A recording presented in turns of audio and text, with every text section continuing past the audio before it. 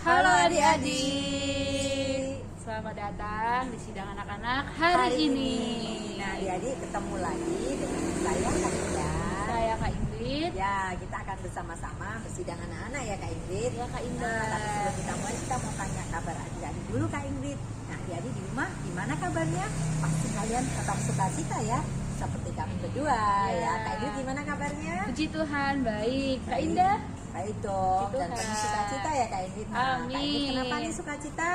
Karena ada Kristus di dalam hati Kak Ingrid. Amin, betul, karena ada Kristus dalam kita ya, jadi Ya. kita sukacita. Amin. Nah, jadi sebelum kita mulai sidang anak-anak, seperti biasa nih, kita mau latih roh, kita mau seru nama Tuhan sama-sama. Setelah itu kita berdoa ya Kak Ingrid ya. Ya. Oke, nah jadi ikutin Kak Indah, seru nama Tuhan 5 kali.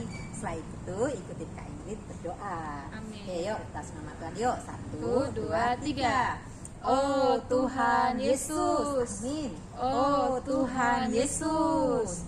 Oh Tuhan Yesus. Oh Tuhan Yesus. Oh Tuhan Yesus. Oh Tuhan Yesus. Amin. Ikutin Kak Ingrid berdoa ya adik-adik. Tuhan Yesus. Tuhan Yesus. Terima kasih Tuhan. Terima kasih Tuhan. Untuk hari ini. Untuk hari ini. Kami kembali datang ke sidang anak-anak. Kami kembali datang ke sidang anak-anak. Tuhan berkati sidang kami. Tuhan berkati sidang kami Dari awal hingga akhir. Dari awal hingga akhir. Oh Tuhan Yesus. Oh Tuhan Yesus. Kami bersukacita bersama-sama di Kami Kau. bersukacita bersama-sama di Kau. Terima kasih Tuhan. Terima kasih Tuhan. Haleluya. Haleluya. Amin. Amin. Haleluya. Haleluya. Nah, Kak Ingrid, kita sukacita sekali ya. Amin. Lihat adik-adik semua sudah bersiap-siap nih Kak Ingrid. Coba lihat Kak Ingrid.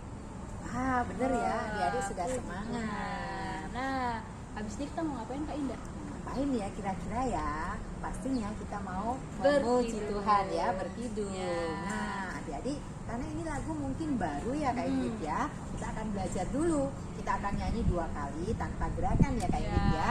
Oke, kita nyanyi sama-sama yuk. 1, 2, 3. Ku mau menjadi utusan Injil kecil, beritakan Yesusku, cinta pada temanku. Mau saksikan Yesus yang ajaib, begitu mencintaiku. Ku mau jadi penjara manusia kecil, Yohanes Petrus, bawa pada Tuhan sukacita bersama nyanyi puji Yesus di rumahnya. Wah, haleluya. Haleluya. Sukacita ya. Tapi Kak Tuhan. Ingrid, kayaknya adik-adik di rumah masih lemes-lemes loh Kak Ingrid. Wah, nih adik-adik, ayo kita berdiri. Kita latihan kidung ini sekali lagi sebelum gerakannya ya. Tapi Betul. sambil berdiri adik-adik supaya sukacita. Supaya sukacita. Jadi nggak pakai gerakan dulu Kak Ingrid. Iya, nggak pakai Oke, gerakan yuk. dulu, Kak Nyanyi Ingrid. sekali lagi ya. 1, 2, 2, 3. 3. Ku mau menjadi utusan Injil kecil, beritakan Yesusku, cinta pada temanku. Mau saksikan Yesus yang ajaib, begitu mencintaiku. Ku mau jadi penjala manusia kecil, Yohanes Petrus, bawa kepada Tuhan sukacita bersama nyanyi puji Yesus di rumahnya. Nah, Haleluya. Amin. Harusnya adik-adik sudah hafal ya Kak Ingrid. Kita udah Harusnya. nyanyi 2 kali. Tapi kalau belum nggak apa. Kita mau ajarin adik-adik gerakannya. Jadi sambil mengingat-ingat, kita juga belajar bergerak bersama-sama. Kak Indah udah hafal gerakannya? Hafal sih Kak Ingrid. Kak Ingrid udah hafal belum? Udah hafal. Udah hafal ya. Nah, adik-adik di rumah, ayo kita lakukan gerakan untuk kidung ini ya. Amin. Amin. Ayo berdiri adik-adik lagi. Ya berdiri ya. Kalau duduk nanti Sakit. bisa sakit pinggang ya Kak Ingrid ya, duduk terus. Berdiri temenin kita Kak Ingrid. Iya. Oke.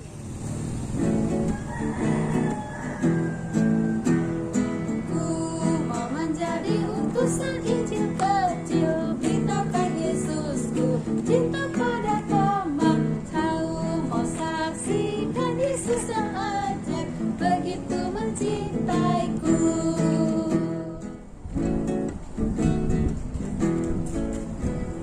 Ku mau jadi penjala manusia kecil,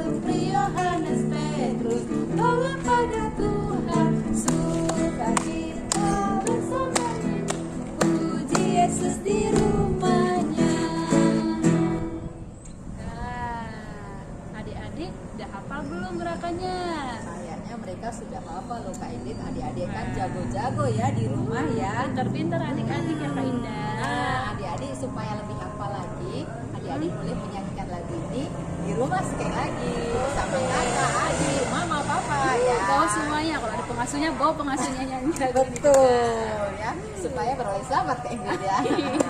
Oke adik-adik, kita sudah berseru nama Tuhan, Ya, ada sudah doa, berdoa, sudah sudah berhidup. berhidung. Sekarang waktunya Kita mendengarkan firman Mendengarkan Tuhan. firman. Dadah adik-adik, sampai jumpa minggu depan. amin.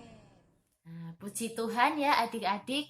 Hari ini kita sudah berdoa, kita juga sudah berkidung memuji Tuhan, kita sudah menyeru nama Tuhan. Nah, sekarang adalah saatnya kita mendengarkan cerita. Sebelum kakak bercerita, kakak mau ajak adik-adik berdoa terlebih dahulu ya. Yuk kita berdoa ya. Tuhan Yesus, terima kasih Tuhan. Hari ini kami boleh ada kesempatan untuk kembali bersidang. Tuhan Yesus, kami mau mendengarkan firman-Mu. Tuhan Yesus, dapatkan hati kami, juga telinga kami terbuka terhadap perkataan-Mu. Dan biarlah melalui mendengarkan firman-Mu hari ini, firman-Mu boleh terus tersimpan di dalam kami. Terima kasih Tuhan, amin.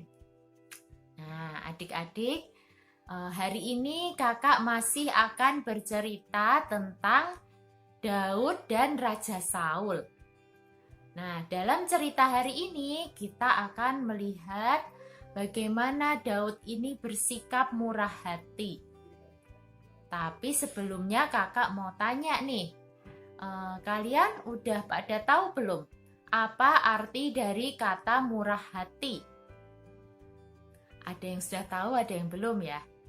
Nah, kalau menurut Kamus Besar Bahasa Indonesia, kata murah hati itu bisa diartikan suka memberi, suka menolong, tidak pelit, pengasih, penyayang, baik hati gitu. Nah, tapi apa sih sebenarnya arti kata murah hati itu kalau menurut Alkitab? Nah, dari cerita kakak nanti nih, kalian bisa melihat seperti apa sikap murah hati yang ditunjukkan oleh Daud. Nah, jadi saat itu Raja Saul itu masih dikuasai oleh rasa iri hati terhadap Daud. Karena rasa iri hati ini, Raja Saul itu terus-menerus berusaha membunuh Daud. Bahkan Raja Saul ini sudah 8 kali adik-adik berusaha membunuh Daud. Ya. Nah, karena akan dibunuh oleh Raja Saul, maka Daud ini melarikan diri. Dia melarikan diri ke daerah Nob. Nah, di sana di daerah Nob itu ada seorang imam bernama Imam Ahimelek. Nah, Daud datang ke Imam Ahimelek ini. Dia mengatakan kepada Imam Ahimelek kalau dia ini sedang diutus oleh Raja Saul untuk suatu tugas yang penting. Karena itu Daud meminta roti dan senjata dari Imam Ahimelek. Imam Ahimelek percaya aja nih sama ceritanya Daud. Lalu dia memberikan roti juga pedang Goliat yang dulu dipakai untuk bertarung sama Daud itu. Pedang Goliat ini diberikan kepada Daud beserta makanan ya, roti ya. Nah, setelah Daud pergi, Raja Saul ini mendengar kalau Imam Ahimelek ini sudah menolong Daud gitu ya. Lalu Raja Saul ini semakin marah gitu ya. Lalu Raja Saul memerintahkan untuk membunuh Imam Ahimelek beserta keluarganya. Bahkan tidak hanya itu, Raja Saul juga memberikan perintah untuk membunuh semua imam yang ada di Nob. Gitu ya. saat itu ada 85 imam terbunuh. Dan ternyata Raja Saul masih marah gitu ya. Lalu dia memerintahkan untuk membunuh semua penduduk Nob. Laki-laki, perempuan, bahkan anak-anak kecil yang masih menyusu pun ikut dibunuh gitu ya. Bahkan ternak, lembu, domba itu pun dibunuh gitu. Nah, betapa mengerikannya ya. Kenapa Raja Saul itu bisa berbuat sedemikian jahat gitu? Karena Raja Saul ini membiarkan dirinya dipenuhi rasa iri hati terhadap Daud. Sehingga dia menjadi sejahat itu adik-adik. Nah, kemudian Daud dan para pengikutnya ini terus melarikan diri adik-adik. Mereka melarikan diri sampai ke padang gurun En-Gedi. Nah, di padang gurun En-Gedi ini, di situ ada sebuah gua. Kemudian Daud dan anak buahnya masuk ke dalam gua itu. Mereka bersembunyi di situ dari kejaran Raja Saul. Nah, gua itu sangat gelap adik-adik, juga dalam ya. Nah, saat itu Raja Saul sedang sendirian ini. Dia memasuki gua tempat Daud dan pengikutnya itu bersembunyi. Nah, Raja Saul sendirian memasuki gua yang gelap itu. Karena gelap, Raja Saul tidak tahu kalau di dalam gua itu ada Daud dan para pengikutnya. Nah, tapi Daud dan pengikutnya tahu kalau ada Raja Saul di situ. Lalu teman-teman Daud berkata sama Daud gitu, wah, ini kesempatan yang baik ya kan? Tuhan sudah menyerahkan Raja Saul kepadamu. Tuh. Kalau Daud mau, Daud bisa langsung membunuh Raja Saul ya kan? Karena kan Raja Saul sendirian, gak ada prajurit yang menemani, gak ada pengawalnya ya kan? Nah, tapi ternyata Daud tidak berpikir demikian adik-adik. Dia melihat Raja Saul ini adalah raja yang diurapi Tuhan. Sehingga dia menghormati Raja Saul dan tidak berani membunuh Raja Saul. Kemudian Daud hanya pelan-pelan mendekati Raja Saul dari belakang gitu. Raja Saul nggak lihat Daud adik-adik. Nah, lalu Daud itu memotong punca jubah Raja Saul gitu ya, sedikit kain punca jubahnya Raja Saul. Nah, setelah Raja Saul ini keluar dari gua, Daud dari kejauhan memanggil Raja Saul dan menunjukkan punca jubah Raja Saul yang tadi dipotong oleh Daud gitu. Melihat hal itu, Raja Saul menyesal dan menangis adik-adik. Dia menyadari bahwa tadi itu pasti Daud itu punya kesempatan untuk membunuh dia. Tapi Daud tidak membunuh dia. Meskipun Raja Saul itu berusaha membunuh Daud, tapi Daud ini bersikap murah hati terhadap Saul. Dia tidak membunuh Raja Saul saat ada kesempatan. Nah, saat itu Raja Saul menyesal ya. Dia menangis dan menyesal, meminta maaf sama Daud. Nah, tapi ternyata nggak lama adik-adik. Tidak lama kemudian Raja Saul beserta 3.000 prajurit terbaiknya kembali mengejar Daud dan ingin membunuh Daud. Ternyata rasa iri Raja Saul ini demikian besar. Jadi dia kembali ingin membunuh Daud. Nah, saat itu Raja Saul sedang berkemah ya di suatu tempat gitu ya.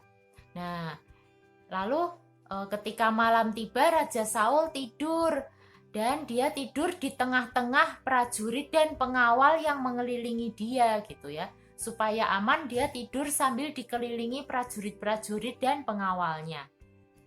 Tapi kemudian Tuhan membuat para prajurit dan pengawal Raja Saul ini juga ikut tertidur. Jadi semua tertidur saat itu. Nah, kemudian Daud dan teman-temannya melihat hal ini gitu. Teman-temannya berkata sama Daud, Nah, ini adalah kesempatanmu untuk membunuh Raja Saul, ya kan? Mumpung semuanya tertidur, pengawalnya juga tertidur. Apa perlu nih aku tancapkan tombak sampai ke Raja Saul, sampai nancap ke tanah gitu ya? Tapi ternyata Daud tidak berpikir demikian. Dia tetap tidak berani membunuh Raja Saul. Karena apa? Karena Daud ini melihat bahwa Raja Saul ini adalah seorang raja yang diurapi oleh Allah gitu ya. Raja Saul ini tidak memilih dirinya sendiri, tetapi Allah lah yang dulu memilih Saul menjadi raja. Daud melihat hal ini sehingga dia tidak mau membunuh Saul dan dia tetap menghormati Saul. Nah, lalu apa yang dilakukan oleh Daud? Daud hanya mendekati Saul ketika semuanya tertidur, kemudian dia mengambil kendi dan tombak yang ada di dekat kepalanya Saul. Nah, setelah sudah pergi jauh, kemudian Daud dan teman-temannya ini berteriak gitu ya, membangunkan semua prajurit dan pengawalnya Saul. Nah, ketika Saul juga prajuritnya melihat bahwa kendi dan tombak yang ada di dekat kepalanya itu sudah diambil oleh Daud, mereka pun semakin nampak gitu ya.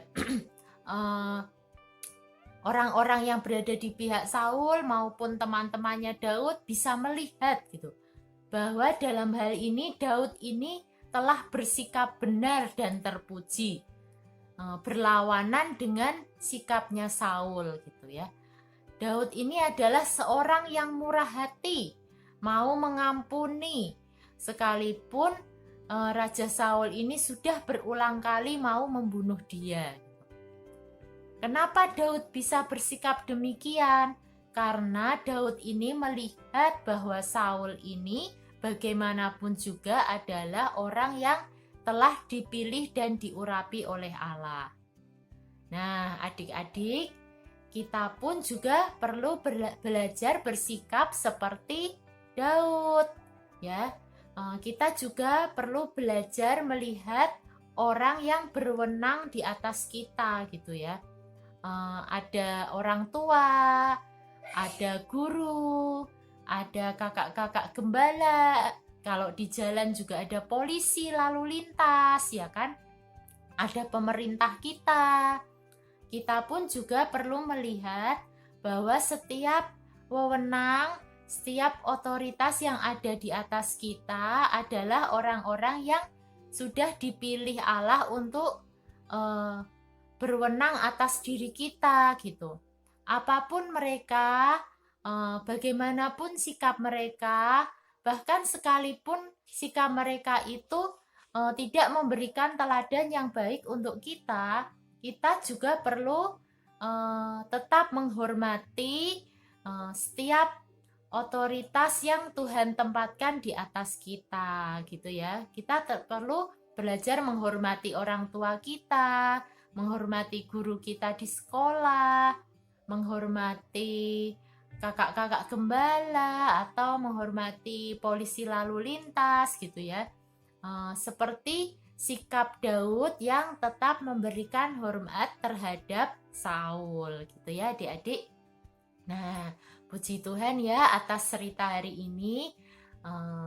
Semoga Tuhan terus merahmati kita menjadi anak-anak Tuhan yang mau belajar tunduk, belajar taat terhadap setiap wewenang di atas kita. Amin, puji Tuhan.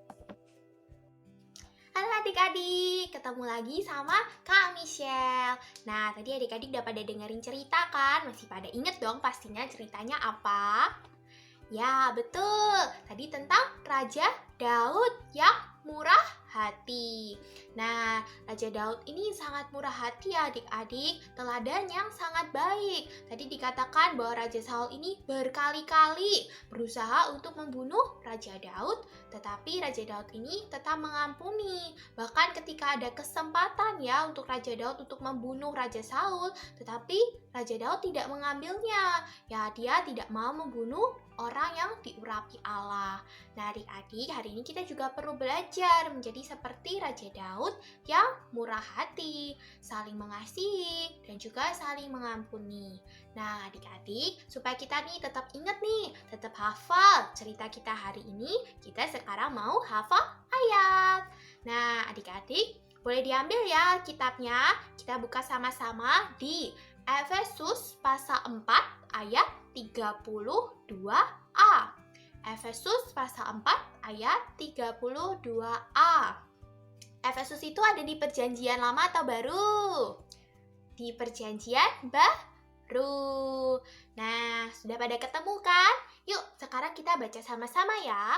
Efesus pasal 4 ayat 32a.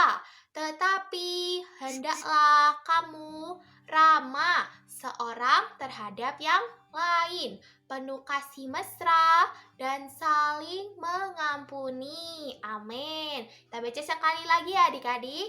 1, 2, 3. Efesus pasal 4 ayat 32a. Tetapi hendaklah kamu ramah seorang terhadap yang lain, penuh kasih mesra dan saling mengampuni. Amin. Nah, adik-adik sekarang udah pada hafal belum nih? Kalau sudah hafal, kita tutup ya kitabnya, lalu kita hafalkan. Adik-adik boleh minta tolong kakak atau mama papa nih untuk ngecek nih udah hafal atau belum ya. Yuk, kita hafalkan sama-sama ya. 1, 2, 3. Efesus pasal 4 ayat 32a. Tetapi hendaklah kamu ramah seorang terhadap yang lain, penuh kasih mesra dan saling mengampuni. Amin. Nah, adik-adik bisa hafalin lebih lanjut ya. Bagi yang belum hafal, harus dihafalkan supaya firman Tuhan juga tertanam di dalam diri kita. Nah, adik-adik, sebelum kita mengakhiri nih sidang anak-anak kita pada hari ini, kita doa dulu yuk sama-sama yuk. Sikap doa yang baik, tangan dilipat, mata dipejamkan. Kita seru nama Tuhan dulu ya, 3 kali sama-sama. 1, 2, 3. Oh Tuhan Yesus, amin. Oh Tuhan Yesus, amin. Oh Tuhan Yesus, amin. Tuhan Yesus, kami mengucap syukur atas sidang anak-anak pada hari ini. Tuhan, kami mau belajar menjadi anak yang murah hati seperti Raja Daud, suka mengampuni, ramah, dan juga saling mengasihi. Tuhan Yesus, kami cinta padamu. Amin. Nah, sampai di sini sidang anak-anak kita hari ini adik-adik. Tapi jangan sedih ya, minggu depan ada lagi. Adik-adik bisa mengikuti sidang anak-anak via Zoom maupun via YouTube. Sampai ketemu minggu depan. Tuhan Yesus memberkati. Dadah!